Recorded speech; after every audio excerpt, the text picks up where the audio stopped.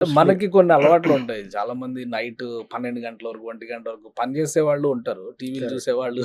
ఈ కరెక్ట్. ఈ OTT culture వచ్చిన తర్వాత సో, ఈ రిలాక్సేషన్ ఎక్కువైపోయింది. రాత్రి 2 గంటల వరకు, 3 గంటల వరకు.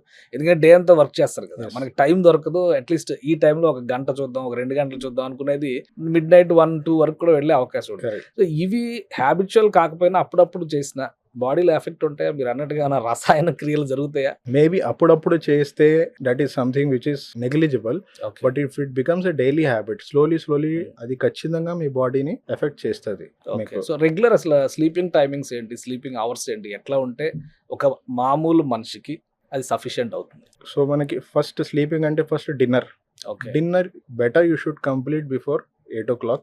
ఓహ్! 8 If you see many of the even celebrities కూడా well maintained business personalities well maintained, వాళ్ళందరూ అదే చెప్తారు.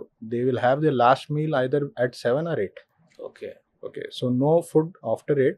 మాకైతే they will take a liquid, any coffee or black tea or something which is not accompanied with any dairy product లేకుండా ఆహా! మీకు. Okay. So తొందరగా food తినేసి దాని తర్వాత ఒక 2 hours అయినా మీకు నిద్రకి గ్యాప్ ఉంటే మనకి డైజెషన్కి కూడా బాడీకి ఈజీ అవుతుంది. దాని తర్వాత ఇట్స్ ఎర్లీ టు బెడ్. మనకి 10 తర్వాత, ఇప్పుడు 10 తర్వాత ఈ జనరేషన్లో పడుకోమంటే వెరీ కష్టం, చాలా కష్టం. Very difficult. సో కనీసం 11 వరకు అయితే at least if you are going late to the bed ఒక 6 hours అయితే మీకు నిద్ర అయ్యేలా చూసుకోవాలి. ఓకే.